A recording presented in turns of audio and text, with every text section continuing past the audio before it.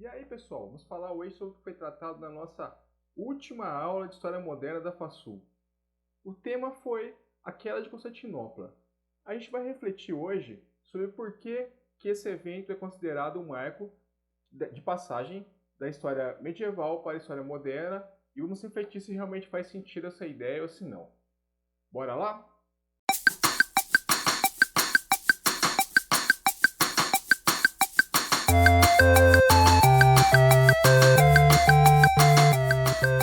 Na aula passada, a gente falou sobre um tema que é crucial para compreender a história moderna. Esse tema é a queda de Constantinopla. Para tal, eu usei prioritariamente uma referência que é o livro homônimo, né? A Queda de Constantinopla, de Steven Russell.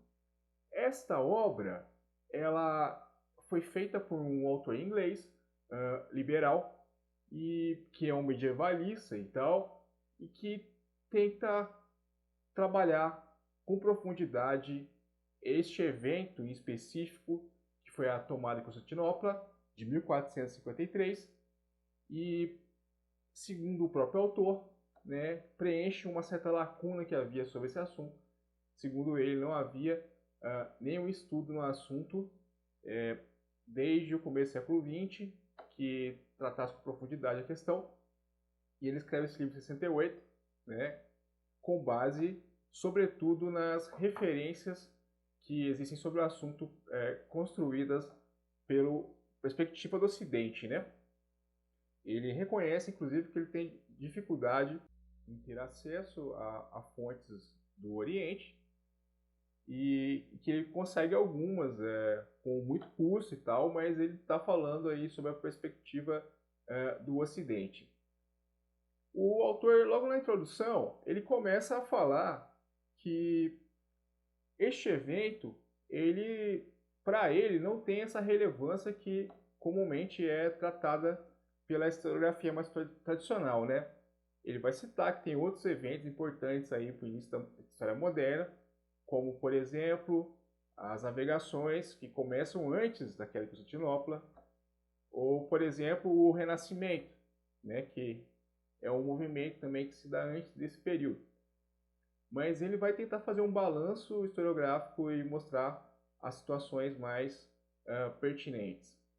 Outra coisa que eu pedi para vocês estudarem para a nossa aula foi uma série da Netflix chamada Ascensão do Império Otomano, que também versa sobre a mesma questão, mas o interessante, apesar de eles falarem coisas muito parecidas, né, sobretudo no trecho que eu passei, é que eles vão enfatizar a perspectiva do Oriente, né, como uma série turca e tal, e como este evento é muito importante para eles, porque é quando Constantinopla se torna Istambul e é quando a religião islâmica passa a ser a religião oficial daquela região, né, e isso tem raízes profundas no que é a Turquia atual.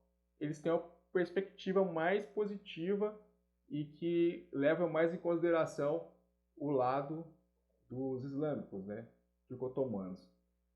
Bem, voltando para a nossa bibliografia, né, o Russell, ele vai colocar a seguinte questão, né, no período que precede a queda de Constantinopla, um sultão novo emerge, né, no Império Otomano.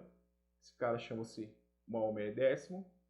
Ele é um jovem de 19 anos e Maomé, que era um cara que era visto, né, pelos outros líderes governantes como um cara fraco, né, um cara jovem, sem experiência, ele acaba surpreendendo e acaba alimentando uma política expansionista, né, que um pouco transcende, vai além o que o pai dele fez.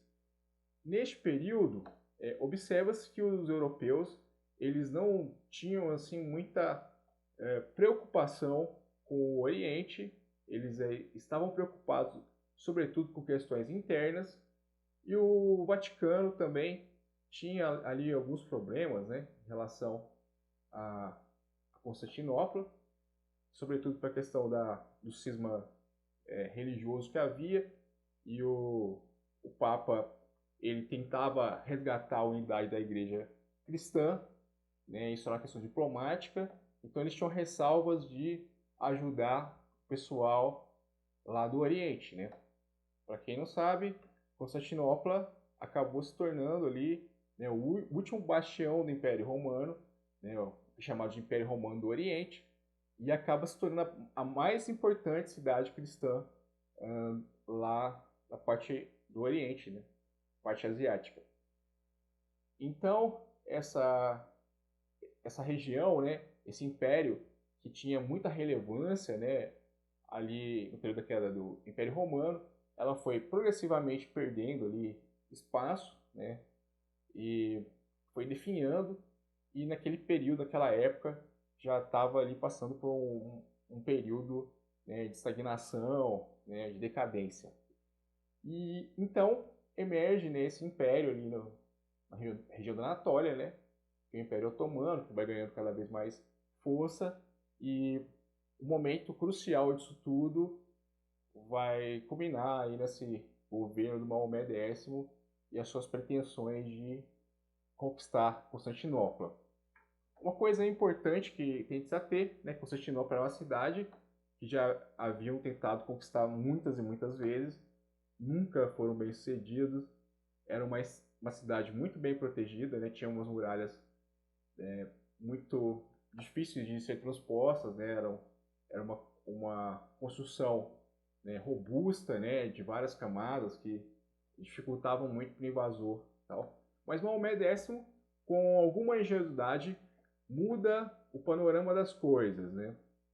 Ele vai fazer uma coisa que ninguém fez antes, que é tentar investir na invasão pelo mar. E como fora das muralhas de Constantinopla o Império Otomano tem relevância, ali região controlada pelos otomanos, ele consegue facilmente esse controle ali no mar que circunda a cidade de Constantinopla. E essas muralhas elas não são tão resistentes, né, quanto são, né, na parte terrestre, né? Tem essa questão toda. Então, ele vai investir nos mares e isso já é um fator, uma engenhosidade que vai fazer com que os resultados sejam diferentes do que ocorreu até então. Inclusive, o pai do Maomé X, ele perde, né, a batalha contra a Constantinopla.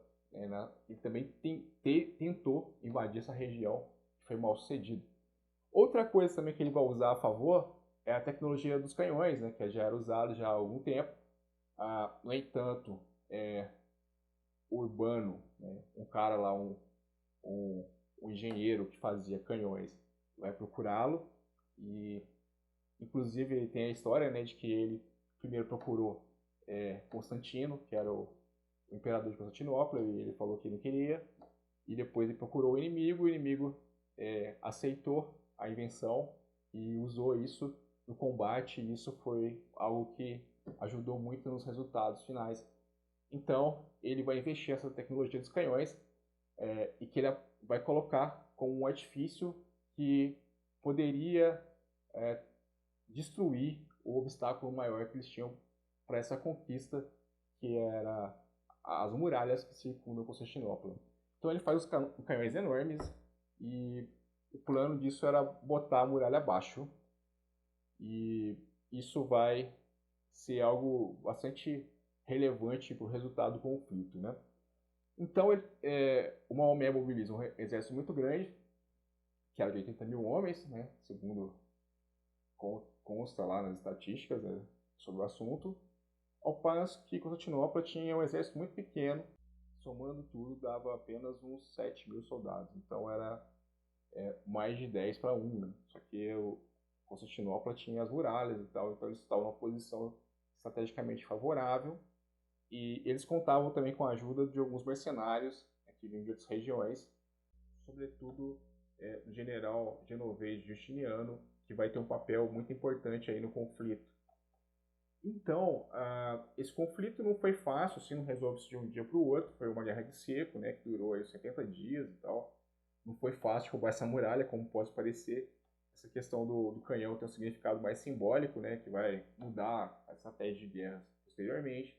Mas os caras tiveram que penar um tanto para conseguir atingir resultados significativos. E como o exército lá de Constantinopla era bem pequeno, eles precisavam de ajuda de pessoas lá no Ocidente que estivessem dispostos a socorrer, né, este bastião do cristianismo. Só que isso não acontece, né? Demora um tempo para chegarem lá e as pessoas, os governantes estavam preocupados com outros problemas e tal, e não conseguem mandar ajuda a tempo, apenas vai lá alguns barcos venezianos, né, atender o socorro. O Papa também estava querendo ajudar, mas isso não foi possível a tempo. Então, era uma guerra desigual. Eram muito mais soldados para o lado dos otomanos do que para o lado de Constantinopla. E então os caras sofrem lá um tanto por vários dias, até que depois de muito tentar e tal, eles conseguem derrubar a muralha e conseguem transpor, né, a cidade de Constantinopla. E o Russman fala um tanto sobre como que era as leis, como que funcionavam, né, os tratados de rendição, as regras de rendição, de acordo com as regras dos otomanos. E ele mostra que havia uma certa humanidade em torno de tudo isso. Tinham regras muito parecidas com os cristãos. Pelo fato de Constantinopla não ter se rendido, eles sofrem um tanto com isso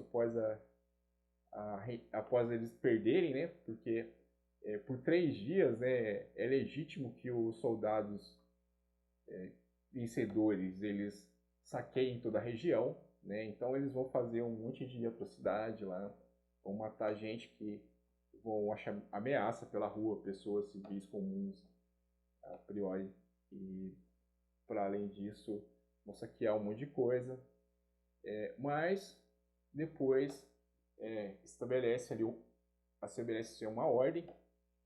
Muitas pessoas importantes de Constantinopla foram preservadas, né, mantiveram suas vidas e tal, e foi também permitido o culto ao cristianismo, mesmo depois da conquista, em regiões específicas, claro.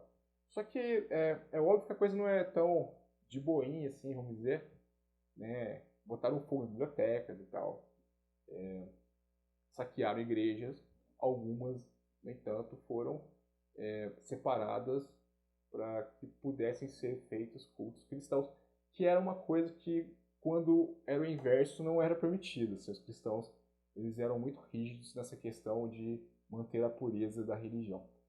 Constantinopla era uma cidade que era muito cosmopolita, né? Tinha gente em qualquer lugar. Era uma exceção em relação a isso, né? Ali no Oriente, tal, haviam católicos, haviam ortodoxos, mas se você for pegar mesmo o cristianismo tal qual ele era ali na Europa e tal, Mediterrâneo e tal, você vai ver que havia um certo rigor para manter a pureza da fé. Bom, vamos falar sobre as consequências disso tudo, né?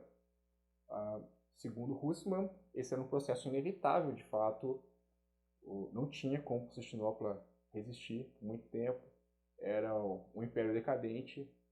Então, se esse evento não tivesse acontecido, poucos anos depois aconteceria outro e tal, porque é resultado de um processo natural de declínio, né, da civilização que dura cerca de 1000 anos, né? E isso já é também perceptível, né, o fato de algumas pessoas, alguns grandes intelectuais que haviam lá terem deixado Constantinopla 2 gerações antes de ter caído o Império, e era também uma cidade muito pouco povoada e tal, e essas questões todas levaram, né, a esse fim. Então, em resumo, os cristãos já esperavam por isso, né? Não foi tão chocante assim, embora ali o Papa Nicolau V ele tivesse ali a intenção de promover uma cruzada para reconquistar a cidade, que foi mal sucedida, até porque ele não era bem quisto ali pela galera, e ele morre também pouco depois de puxar esse tipo de questão. Já era esperado mesmo pela Europa que isso pudesse acontecer, né? Já havia um movimento nesse sentido. Então, de fato, vai ser mais importante esse evento para os orientais, para os islâmicos do que para os cristãos que estavam envolvidos aí em outras questões. Isso vai levar a alguns problemas, né, como por exemplo o comércio ali dos mercadores italianos na região, né, porque eles vão provocar empecilhos para esses caras passarem para regiões do Oriente, Rota da Seda e tal, mas no mais as coisas mudaram muito pouco em relação ao que possa parecer pelo que a historiografia costuma apontar. Então, em síntese, Husserl vai falar que o evento supervalorizado, né? Ele tem a sua importância, mas ela não é tão colossal assim como pode dizer, como parece ser pelo que a historiografia tradicional tem a dizer sobre o assunto. Bom, basicamente é isso. O outro livro que a gente tratou também é O Choque de Civilizações, do Samuel Huntington, em que ele vai falar, dentre outras coisas, sobre essa tensão que existe até os dias atuais entre islamismo e cristianismo, né? Então ele define, né, no trecho que a gente separou ali, o que é civilização.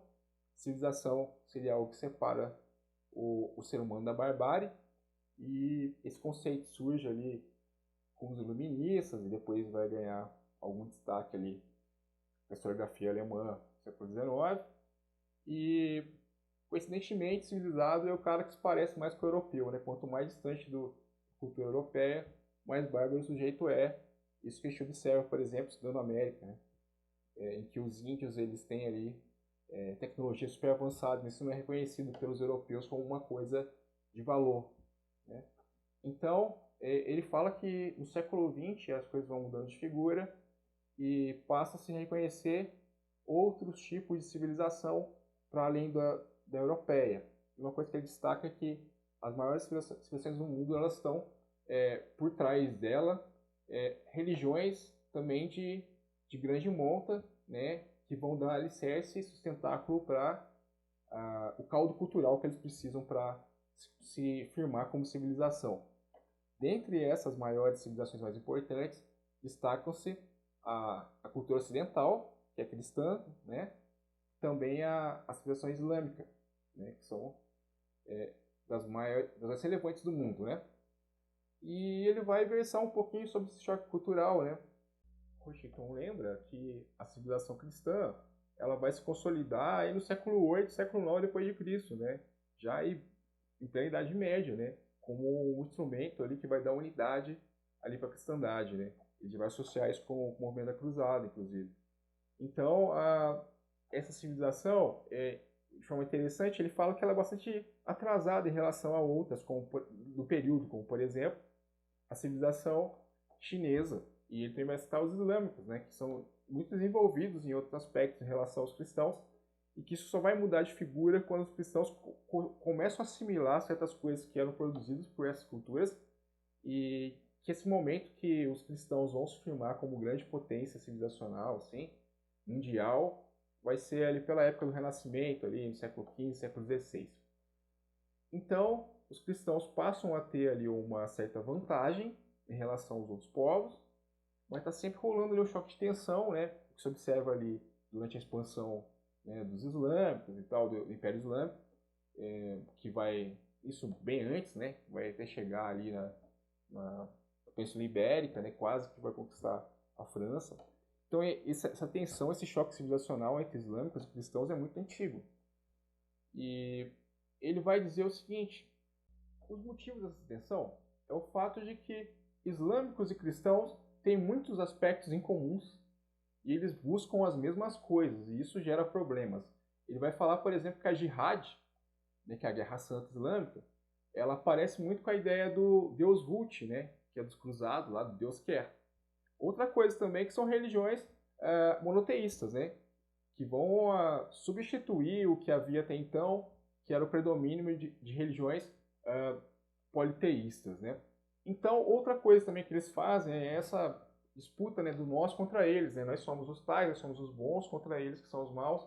Outra coisa também que existe ali que é comum é essa pretensão de universalidade, ou seja, de levar a religião para o mundo todo, e também essa ideia de cultura de missionária, né? De você tentar levar a palavra de Deus, a palavra que você acha correta para o mundo todo. Tudo isso é muito comum entre os dois, sabe? E também tem a ideia, né, de que a história caminha para um fim, teleologia e tal. Enfim, há muitos aspectos comuns entre cristãos e islâmicos. Isso gera tensão, isso gera um choque, porque eles disputam os mesmos espaços, né? Isso vai provocar uma série de problemas ao longo dos séculos, e o que a gente observa até hoje, inclusive, ali, quando os ocidentais vão invadir o Oriente Médio para resolver certos problemas, colocando-se como xerifes do mundo. Aí você vai ver a guerra do Irã, guerra do Iraque, guerra da Síria, e que alimenta muito essas tensões. Aí você vai ver aí o Estado Islâmico tentando causar danos ali na Europa, com uma espécie de retaliação para coisas que acontecem lá no Oriente. Então essa história que começa lá atrás, que tem capítulos importantes com as cruzadas, com a queda de Constantinopla e tal, ela não termina por aqui. Novos episódios virão. Essa tensão ela só se renova. Fala-se muito hoje, né, sobre a imigração dos islâmicos para a Europa e tal, que eles vão tomar conta de tudo. E esse tipo de questão, inclusive, está aí no imaginário mais próximo, né, por conta de intelectuais que transpõem isso para o Brasil, né? Você vê, por exemplo, o Olavo de Carvalho falando de choque de civilizações rolando e defendendo o cristianismo contra o islamismo, que é uma coisa quase que completamente relevante no Brasil. Mas isso é só para vocês terem uma dimensão do quanto essa conversa é pertinente nos dias atuais, então. Então, basicamente, acho que é isso que eu tenho que falar por enquanto. Até a próxima. Tchau.